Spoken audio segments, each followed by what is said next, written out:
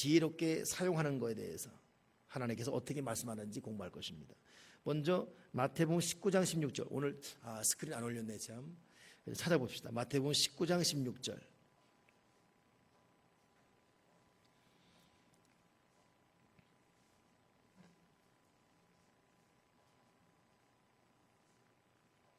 마태복음 19장 16절 김현수 권사 읽어보겠어요.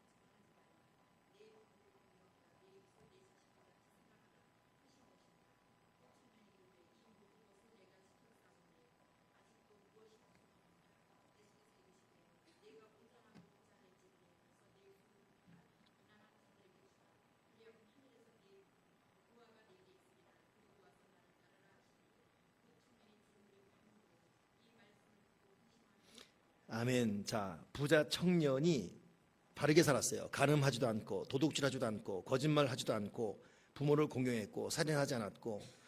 근데 자랑 삼아서 왔죠. 내가 더 이상 뭘 해야 될까요? 그때 예수님께서 네 재물을 팔아서 가난한 이웃에게 나눠주라. 그리하면 하늘에서 보화가 내게 있을 것이다. 근데 이 청년이 돈이 너무나 많기 때문에 근심하며 갔습니다. 결국 이 사람은 윤리적으로는 깨끗하게 살았지만 결정적 한방, 구제, 섬김, 남을 돕는 것을 몰랐습니다. 그냥 돈 모으고 그냥 깨끗하게 남에게 싫은 소리 안 듣고 바르게 사는 것만 단지 알았습니다. 그러니 윤리적, 도덕적으로 바르게 사는 것도 중요합니다. 그러나 잊지 말 것은 우리의 가진 재능, 가진 물질 갖고 남을 도울 수 있는 것, 이것이 얼마나 중요한지를 오늘 말하고 있습니다. 그렇다면 이 내가 벌어서 번 돈, 받은 돈이건 번 돈이건 이 돈에 대해서 우리는 어떤 자세를 가져야 되는지. 먼저 시편 50편 보게 되면 그런 말이 있어요. 삼림의 짐승들과 뭇 산의 가축이 다 내 것이며 산의 모든 새들도 내가 아는 것이며 들의 짐승도 내 것이미로다. 내가 가령 주려도 내게 이르지 아니할 것은 세계와 거기에 충만한 것이 다 내 것이다. 시편에 하나님께서 세계 모든 것이 다 내 것이다. 이거 인간적으로 의연화시켰지만은 내가 배고프고 줄이고 가난해도 너한테 내가 달라고 하지 않는다. 왜냐? 세상은 천지 만물이 다 내 것이다. 이것이 하나님의 말씀이에요. 여러분, 하나님께서 우리에게 헌금을 말씀하시고 남을 도우라 말씀하시는 것은 하나님이 뭐가 없어서가 아니라 다 하나님의 것입니다. 근데 문제는 결론적으로 그렇게 하는 것이 바른 사람의 도리고 그렇게 하는 것이 돕는 것이 바로 너를 위한 길이기 때문이다. 교재는 이런 말이 있어요. 헌금에 대한 그리스도의 가르침은 은사나 또는 의무 때문만이 아니라 영원한 보상을 위해 바치는 것이 중요함을 강조합니다. 비록 우리가 돈을 가지고 갈 수는 없지만 그것을 먼저 보낼 수 있다는 사실을 그리스도께서는 명백히 말씀하고 계십니다. 자, 우리가 돈을 갖고 갈 수는 없어요, 천국에. 근데 우리가 사는 동안 돈을 먼저 하늘나라에 보낼 수 있다는 것. 참 전 교재 오늘 보면서 참 대단한 표현 같습니다. 여러분 기억하십시오. 돈을 가지고 가지 못해요. 우리는 다 알몸 빈손으로 갑니다. 근데 돈을 먼저 보낼 수 있어요. 그러니 여러분 잊지 말아야 돼요. 우리가 드리는 헌금이 차곡차곡 하늘에 쌓여지고 있습니다. 우리가 드리는 11조원금, 감사원금, 구제원금, 건축원금, 특별원금들이 하늘나라에 차곡차곡 쌓여지고 있어요. 근데 그것도 내가 드리는 액수, 10,000원 드렸기 때문에 10,000원이 아니라 그 10,000원의 가치가 사람마다 달라요. 어느 사람은 1,000,000원을 드렸습니다. 근데 하나님께는 그것이 10,000원으로 등록된 사람도 있고, 어느 사람은 이 사람은 1,000원밖에 못 드렸어요. 근데 하나님은 그 1,000원이 눈물의 1,000원이에요. 그렇기 때문에 10억으로 받을 수도 있고, 1억 원적으로 하나님 앞에 드린 헌금이 하늘나라 쌓여지고 있습니다. 헌금이 그렇고 하나님 앞에 교회에서 드린 헌금도 그렇지만 우리가 남을 위해 베푸는 구제, 또 아무도 모르게 하는 섬김들, 베푸는 손길들, 이것 역시 여러분 하늘나라에 차곡차곡 쌓여지고 있습니다. 쌓여지는 것만이 아니라 이 땅을 사는 동안 우리가 필요할 때 하나님은 그것을 어떠한 변형된 모습으로 되돌려 주시며 우리가 누리게 하시며 갚아주시는 것, 이것이 물질의 신비로운 가르침이에요. 그래서 사도행전 20장 35절에도 범사에 여러분에게 모범을 보여준 바와 같이 수고하여 약한 사람들을 돕고 또 예수께서 친히 말씀하신 바 주는 것이 받는 것보다 복이 있다 하심을 기억하라. 주는 것이 받는 것보다 복이 있다. 여러분, 누군가에게 주면서 누리는 복, 그 기쁨이 대단합니다. 유람되지만 저도 누군가에게 무엇을 줄 때 그 기쁨이 나는 없어요. 그거 안 주면 내가 쓸 수 있어요. 근데 그것이 편치가 않습니다. 어떻게든 줘야 돼요. 이런 방법이건 저런 방법으로. 근데 그 줄 때 기쁨을 한 것은 이루 말할 수가 없습니다. 그러니까 내가 마이너스 되더라도, 내가 플러스 마이너스 제로 포인트 되더라도 어떻게 하든 예수님의 이름으로 어떤 알게 모르게 이렇게 전달하는 것은 그 기쁨입니다. 이번에 그 이용래 권사라는 사람, 자기 시어머니 돌아가시면서 모은 돈, 이걸 유산으로 하는데 이분이 평생 교육을 받지 못하고 살았다 그랬잖아요. 그래서 평생 아니 가난한 사람에게 주는 거예요. 그러니 그걸 며느리에게 맡긴 겁니다. 여러분, 그거 100%가 아니라 110%, 거기다가 시어머니가 자기 폐물을 좀 더 줬대. 그거 한 200 되는 거예요.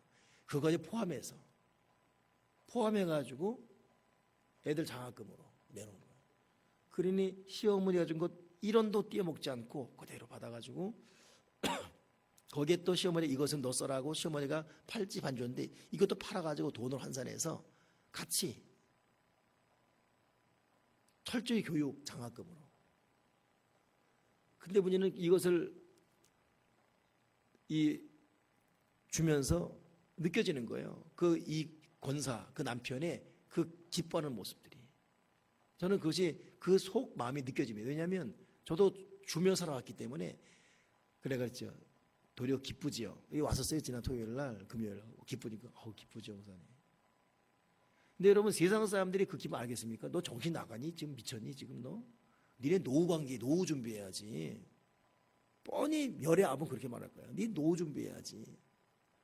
여러분, 이 영의 길을 가는 사람의 기쁨을 누가 알겠습니까? 근데 그러고 났더니 제가 그 사모 친구인데 그 만난 지가 30년 더 된 것 같아요. 30년이 뭐예요? 한 35년 됐네. 연애할 때 만났으니까. 나는 희한해요. 사모랑 5년 연애인데 연애할 때 보면 꼭 사모 친구 따라다녀요. 나는 그래서 이 세 명을 그때 최정순, 이용래, 나는 사모랑 결혼해도 두 여자를 더 먹여 살려야 되나? 맨날 따라다녔으니까. 여기 처형도 마찬가지예요. 처형도 남자 사귀기 전에 동생이 먼저 사귀었거든요. 보니까 어디 놀러가 따라 나왔어요. 나 감시하려고. 이 처형도 먹여 살려야 되나? 근데 내가 볼 때 그 이용래라는 사람은 평생 시집 못 갈 줄 알았어요. 저 광주로 전도사 이제 갔는데 거기도 왔네 보니까. 끈질게 따라다니구나. 이거 평생 이거 내 짐인 거라. 주여 이랬거든요. 근데 노처녀 42인가 넘어서 결혼했어요. 김혜연 목사한테 희망이 있는 거야 아직도. 그런데 노처녀 결혼했는데 물론 이 발의 장애는 있지요. 근데 그것도 은혜 안에 만난 거예요. 신앙 사역하다가 만난 겁니다. 근데 정말 제대로 만난 거죠. 세상에 벌써 집이 두 채예요. 지금도 11조 철저히 되는 것은 물론이거니와 몇백씩 장학금 나간대요. 이번에 그러다 1년에 몇백이 장학금 나간대요. 그래서 매년 그 우리한테 돌리라고. 근데 그렇게 퍼주는데도 하나님께서 툭툭 재산을 늘리는 거예요.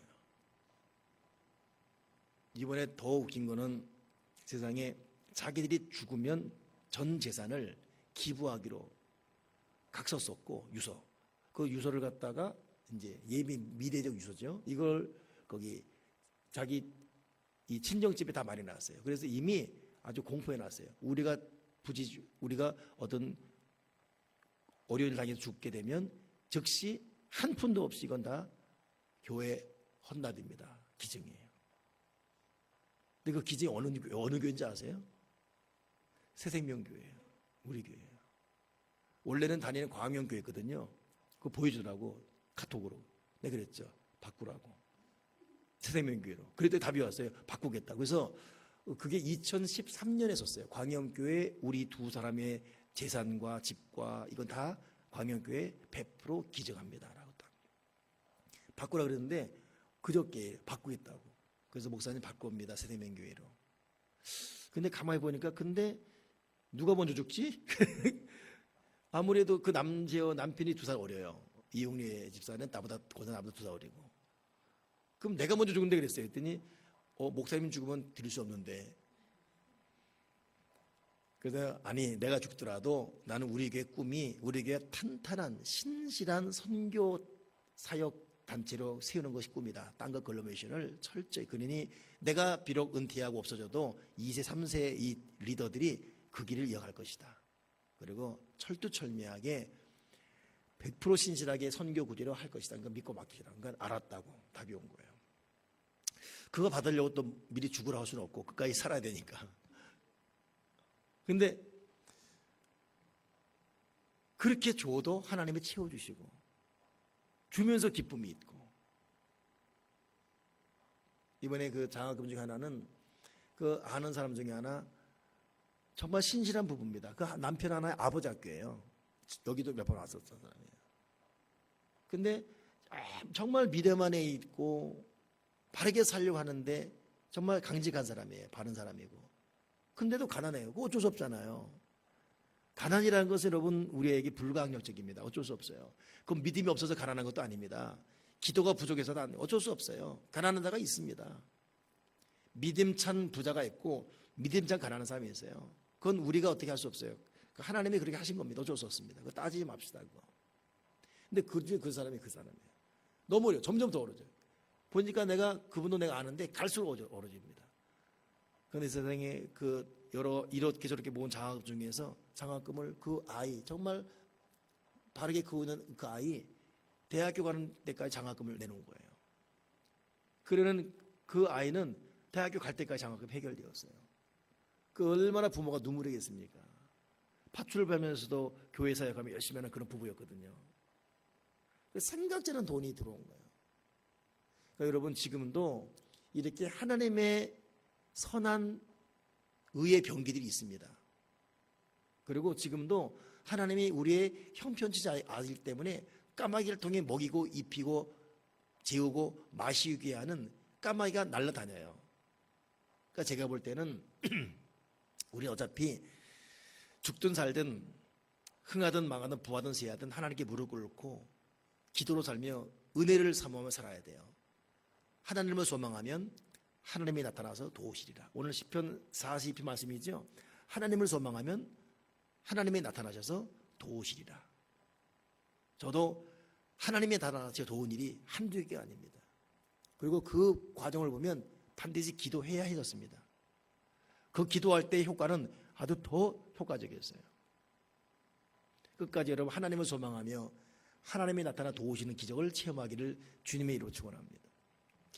아무튼 저는 이 헌금 사역, 이 물질 사역 갖고 하나님 앞에 살아온 사람들의 신비로운 기적을 많이 느낍니다.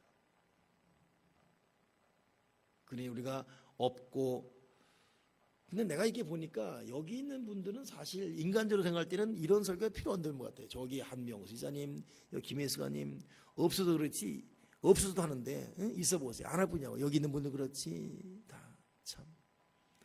여러분 평생 우리 이 길 외면하지 마시고 갑시다. 자, 그러면 이 재물, 헌금에 대한 자세가 어떠해야 되는지 한번 살펴보고 말씀 마치겠습니다. 한번 성경을 좀 잘 찾아보십시다. 출애굽기 25장 2절. 같이 한번 읽어보세요. 출애굽기 25장 2절.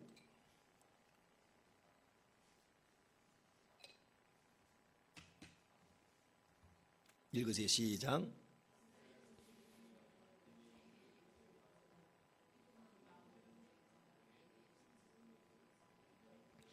아멘. 하나님의 모세 통해서 백성들이 말씀하시기를 이 출애굽기는 광야 시절 가장 어려울 때거든요. 근데 이때도 어려울 때인데도 예물 헌금을 가져오라 말씀하십니다. 하나님이 그래, 헌금 가져와라.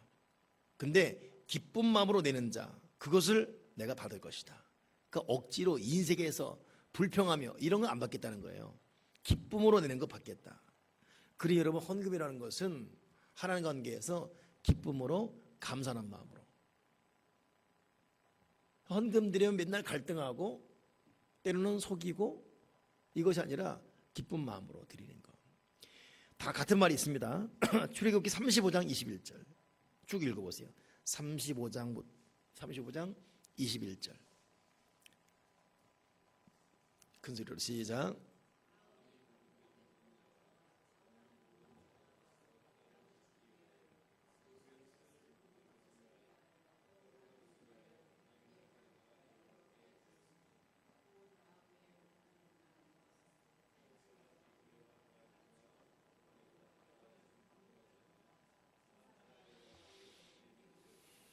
자, 곧 마음에 원하는 사람들이, 마음에 감동된 사람들이, 자원하는 모든 자가, 그거 다 같은 말이에요. 마음이 감동되고 마음에 자원함이 있고 마음에 원하는 자가 팔찌건 귀걸이건 가락지건 목걸이건 이걸 다 하나님 앞에 드렸다.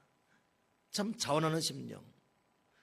그러니까 이게 거듭난 심령이에요. 심령이 거듭난 자, 마음이 거듭난 자, 이런 자들이 항상 매사에 하나님께 감동되어서 드리고 싶다는 거예요.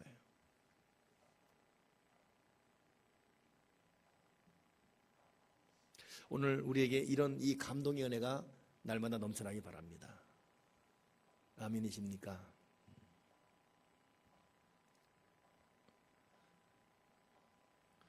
할렐루야. 자, 35절 29절에도 마음에 자원하는 남녀는 누구나 여호와께서 모세의 손을 빌어 명령하신 모든 것을 만들기 위하여 물품을 드렸으니 이것이 이스라엘 자손이 여호와께 자원하여 드린 예물이라.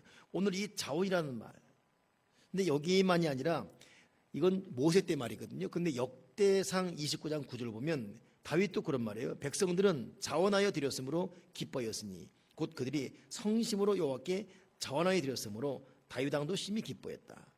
그러니 이 다윗 때도 그렇고 모세 때도 그렇고 헌금 드리는 가장 중요한 자세 뭐예요? 자원, 스스로 자자잖아요. 스스로 원해서 자원해 드렸다. 그것도 기쁨으로. 신약에 넘어와서는 고린도후서 9장 7절에 각각 그 마음에 정한 대로 할 것이니 인색함이로나 억지로 하지 말지니 하나님은 즐겨내는 자를 사랑하시니. 이것은 신약에 와서 사도 바울이 고린도 교회 한 말이에요. 하나님은 뭐예요? 즐겨내는 자를 사랑한다. 그러니 자원하는 마음도 중요하고 더 나아가서 즐겨내는 자, 어떻게든 내려고 하는 거, 하나님은 그런 자를 사랑하신다. 명심이 됩니다. 하나님의 돈이 없어서 헌금을 명하는 것이 아니라 하나님 모든 게 다 하나님의 것입니다. 그럼에도 불구하고 이런 일을 통해 첫째는 하늘나라 쌓아두는 것이고, 둘째는 이런 일을 통해 하나님이 새로운 방법으로 우리에게 하늘과 땅의 영육간의 복을 주시려고. 그러니 여러분, 헌금은 절대 드리는 것을 끝나지 않습니다. 자원하며 드리되 그것도 즐겨 드리는 자에게 하나님이 기뻐하시며 하나님이 그를 사랑하신다. 하나님이 사랑하신다. 하나님이 사랑하신다. 오늘 저와 여러분의 두 가지 자원하는 마음과 즐겨 드리는 마음의 길을 주님의 이로 축원합니다. 또 한 가지 자세가 있어요. 고린도전서 16장 2절 찾아보세요. 고린도전서 16장 2절.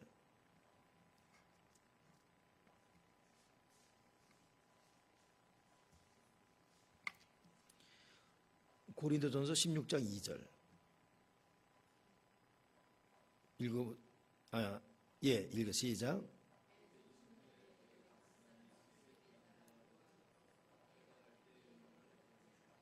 아멘. 자, 지금까지 읽은 것은 자원하는 마음과 즐겨하는 마음이라면 지금 것은 뭐지요?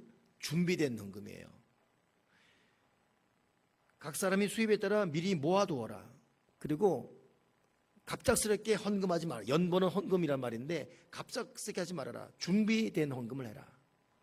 그래 여러분, 헌금은 준비된 자세가 필요합니다. 제가 항상 예배 때 헌금 드리고 저는 1부에 드리고 이러거든요. 근데 오늘은 순간 까먹었어요. 그래가지고 1부 때 2부 때 까먹다가 아차 싶어가지고 예배 끝나고 드렸거든요. 그랬다가 혼났네요. 누가 더 혼났을까요? 사모한테 혼났어요. 이게 뭐냐고, 목사가 헌금을 갖다가 예배 때 안 드리고 끝나고 드린다고. 여러분, 헌금을 미리 준비해서 계획된, 준비된 헌금이 중요합니다. 근데 준비된 헌금인데 뭐랬죠? 매주 첫날에 첫 것이에요. 이건 정성이에요. 즐겨내는 것, 자원하는 것, 준비된 것 거기 들어가서 첫 것. 근데 잠언 3장 6절 보면, 잠언 3장 9절에 내 재물과 내 소자물에 처음 익은 예물로, 처음 익은 예물로, 첫 것이에요. 그래서 보통 우리가 11조도 소득 들어오면 11조도 띄워놓고 그 다음에 해야 돼요. 처음 띄워놓고 하지 않으면 사람은 갈등 생겨요. 시험 듭니다. 그리고 쓰게 돼요. 어떡하지? 썼네. 우리 교회도 가끔 그런 사람이 있어요. 목사님 써가지고요, 지금 2달째 밀렸어요. 무슨 내가 뭐 일수증 있는 것도 아니고, 야, 그거 왜 나한테 말해. 2달 밀려가지고 한꺼번에 내겠다고. 근데 그래서 여러분, 자기도 모르게 이렇게 되는 거예요. 그래서 11조는 뭐예요? 첫날 처음 익은 열무예로. 그러니까 다 제하고 하는 것이 아니라 무조건 들어오면. 그래서 미국에는, 우리는 월급이지 않습니까? 근데 미국은 주급이에요. 주급 받으면 딱 띄워놓고 행동해요. 그러니까 이것은 내게, 이거 하나님의 것이다.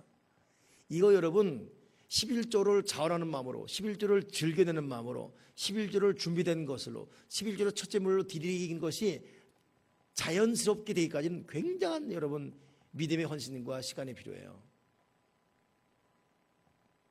물론 저는 자동입니다. 그리고 그것이 기뻐요.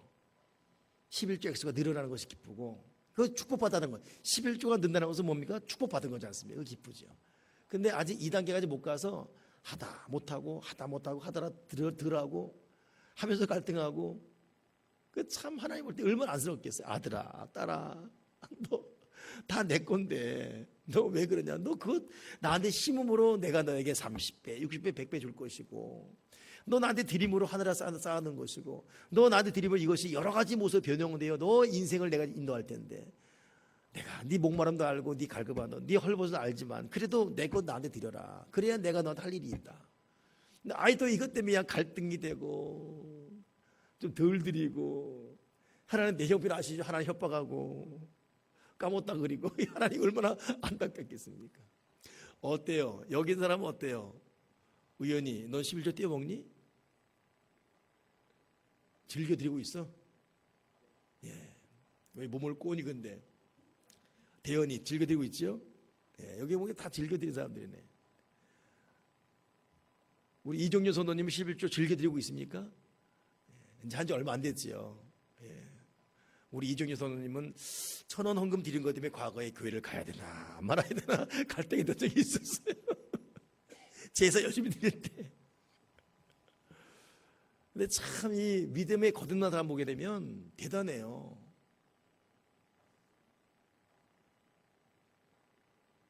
여러분, 10만 원 받아 10,000원 11조 할 수 있어요.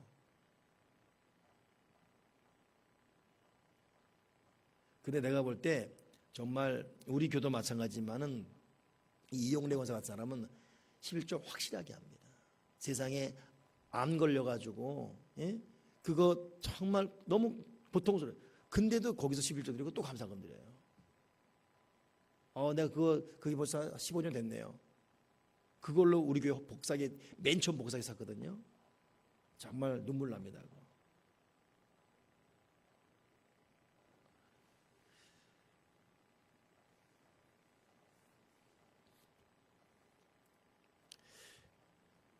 5억 유산 받고 거기서 5천만 원 11조 한다. 그거 여러분 웬만한 믿음 할 수 있겠습니까? 해야 되거든요. 그러니까 뭐 이 말 저 말 지금 애둘러 말할 필요 없어요. 둘러 말할 필요 없습니다. 모든 종류의 11조 여러분 그냥 하나님 믿고 해버리세요.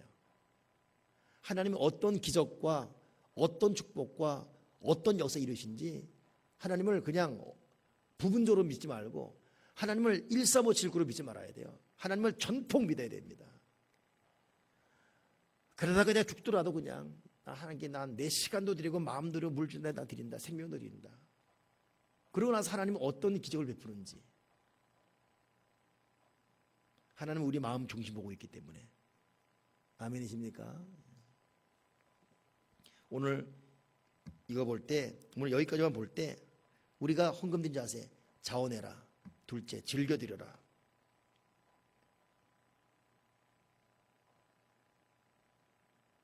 그리고 처음껏 하나님께 드려라. 그리고 준비된 자세 드려라. 자, 이런 자에게 하나님 어떤 복을 주는지 누가복음 6장 38절. 누가복음 6장 38절. 다 같이 읽어봅시다. 누가복음 6장 38절. 시작.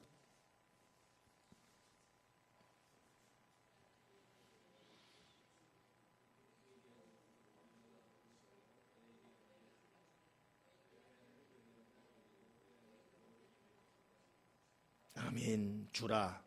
그 예수님 하신 말씀에 주라. 남에게 줘라. 주면 너에게 줄게, 주겠다. 그것도 네가 이만큼 줬지만 나는 도리어 후이 되어 누르고 흔들어 넘치도록. 여러분 아시죠? 그릇에 담았어요.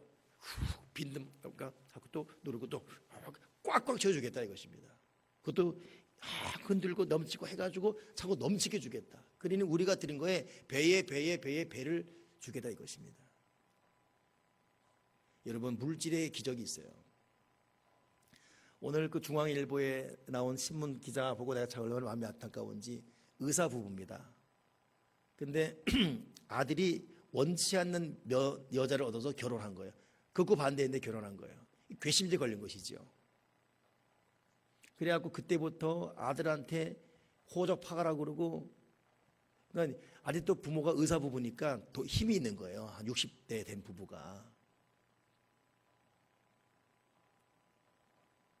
그냥 아들하고 원수가 되는 것이죠. 뭐 결혼했는데 어떻게 헤어지겠어요? 나중엔 자기 승질 못 이겨서 세상에 그 아들이 또 교수예요. 또 그 의사 밑에서 애들 잘 큰 거죠. 우리 인류대 대학 교수예요. 그 총장한테 전화해서 이 아들 새끼 이거 잘라버리라고. 그 부모가 그러는 거예요. 그리고 대학교에다가 문 걸어놓고 이놈 피해를 나라고 자르라고. 그러니 세상에 아들이 고소했어요. 우리 어머니 아버지 우리 집 못 오기려고 이거 접근 금지령 내는 거예요. 그러니 더 열받아 버렸죠. 근데 또 10년 동안 아들을 위해서 또 아들 이름으로 보험을 들어준 거예요. 그 2억이래요. 돈인 집안이니까 아들 이름으로 들어준 보험금이 2억. 2억도 받아 먹었네. 이거 열받은 거예요. 그래서 2억 다시 돌려달라는 소송을 했는데 법원에서는 부모가 줬지만 아들 이름이기 때문에 아들이 갖는 게 당연한 거예요. 못 준다. 더 열받아 버린 거예요. 그때보다 밤에 또 전화하고 난리 친 거예요. 그래 원수돼 버렸죠. 그러니 이 아버지가 한성기가예요. 안 되겠으니까 유학을 한 6년 보냈대요. 6년간 유학 보내서 네가 이렇게 됐으니까 유학 보낸 돈 그 2억 달라고 소송 낸 거예요. 그래 법원에서 6년간 유학 보낸 것도 부모가 할 도리였고 너가 원해서 한 거니까 그것도 못 준다는 거예요. 계속 아들이 이긴 거예요. 그러니 이 부모가 거품 내요. 그래갖고 마지막 소리 뭐냐면 관계 끊는 거. 부모가 아니다. 자식이 아니다. 호적 파는 걸 완전히 남남 신청해요. 그럼 이꼴저꼴 보기 싫으니까 낸 거예요. 법원이 나중에 딜레이 받은 거예요. 도저히 부모와 자식이 회복이 안 될 것 같아요. 그래서 마지막 판결을 했는데 아무리 법을 찾아봐도 부모 자식 호적 파는 법이 없어요. 죽을 때까지 부모 자식이야. 그 평생 부모 자식이야. 그 졌어요 부모가. 나 그 보면서 참 이 부모도 그냥 부모가 져야죠 자식한테. 부모가 자식 못 이겨요. 우리가 배 아파 낳았고 뭐 먹을 거 못 먹고 하면서 길러 세상에. 나는 지금 한명사와 의회 보면 희한하게 있어요. 엄마 2배야 지금. 얘가 잘 때 다리 하나 올려놓으면 숨막이 죽는데 엄마가. 어떻게 이런 게 튀어나와서 이렇게 큰 게. 이 먹이다 얼마나 고생했어요. 근데도 어떤 보상 기대지 마세요. 알겠죠? 나도 걱정이야. 우리 사모도 성화한테 기대하지 말아야 돼요. 알겠죠? 장가가면 끝이에요. 명심해요. 내가 한번 그랬어요. 사모 성화 장가가서 만약에 우리 모른 척 어떻게 할 거니까 그걸 가만둬 이러더라고. 이런 표정 안 짓거든요 보통. 그걸 가만둬. 그걸 내가 지금 어떻게 이러는데. 자식은 부모를 떠나 한 몸 되는 겁니다. 그러니까 부부끼리 자기 살 길 열어놓으세요. 품 안에 있으면 자식이고 장가 시장 끝이에요. 연 끊지 않고 그냥 그래도 명절날 찾아오고 그걸로 감사해야 돼요. 장가 가기 전에는 혹은 시집 가기 전에는 월급 받으면 꼬박꼬박 줬지 우리한테. 예? 장가 가면 10만 원 빼내기 힘들어요. 그거 어쩔 수 없어요. 부모 사랑은 계속 밑으로 흘러갑니다. 그런 끝이에요. 우리 부모도 그렇게 살고 보상 없이 끝나지 않습니까? 평생. 난 그 신문 보면서 세상에 나중에 이제 안 되겠으니까 이거 호적 파달라고 이거. 그 판사가 머리가 아픈 거예요 도대체. 이거 근데 아무리 법령 파도 부모 자식이 호적 파는 게 없는 거예요. 그래서 기각시켜 버린 거예요. 난 그거 보면서 이 부모가 하나님을 알았다면 거듭난 심령 되었다면 속상할 수 있고 섭섭할 수 있지만 어떻게 해요? 져야지요. 아들아 딸아 사실 원치 않는 짝을 만났지만 축복한다. 하나님의 경에 잘 살아라. 여러분 여기 윤홍성 있잖아요. 원장. 이 부인을 갖다가 그 아버지가 허락지 않았어요. 예수 안 믿는 사람이었거든요. 윤홍성 아버지가 장로님이에요. 여기 윤홍성 정형외과 네? 윤홍식 장로님이에요. 근데 장로 아들이 안 믿는 딸이니까 막 그 여자 원장 부인이 예쁘게 생겼어요. 근데 불교. 그러니 결혼식도 안 가고 호적 판다고 결혼식 안 가버렸어요. 장로님이. 아빠가 장로인데 이놈의 새끼 어디 이렇게 된 거죠. 내가 이걸 어떻게 했냐면 그 장로님의 친여동생이 행신교회 권사님이십니다. 저는 잘 알지요. 그러니까 그 홍식이 좀 잘 해달라고. 근데 봤더니 이 사람이 이 지역에서 굉장한 구제 사업 회장이에요. 어디에 연꽃회. 연꽃. 무슨 뉘앙스입니까? 연꽃. 불교. 부인한테 간 거지요. 그러니까 장로님 바본 거예요. 자식 놓치고 신앙 놓치고 다 놓친 거지. 그러니 이미 딱 결혼하게 되면 며느리가 딱 낚아채지요. 예? 결혼의 전까지 어떻게 결혼을 발치면 결혼하면 끝나는 거예요. 이제 누가 부모 무서워해요. 자기 남편 의사야겠다. 그 당시만 해도 여기밖에 없었어요. 돈 끌어 모았죠. 돈 어마하게 모았어요. 저 사람 윤씨 말이에요. 꽤나 모았어요. 그 돈 갖고 세상에 연꽃회 장학금 내고 있어요. 근데 결국 아버지 장로기도 이루어졌어요. 결국 돌아왔어요. 돌아와서 부인도 마음에 불교로 자기 남편을 끌진 않습니다. 근데 이 사람 지금 저기 의정부 그 큰 교회 하나 있어요. 밀락동의 광명교회. 거기 선교팀장이에요. 그래서 선교 다니면서 의료 선교하고 있어요. 지금에 돌아온 거야. 근데 그 많은 시절 놓쳤지 않습니까? 부인도 이제는 아마 예수 믿는다 그러더라고. 그렇지만 이미 아버지 돌아가셨고 끝나는 거예요.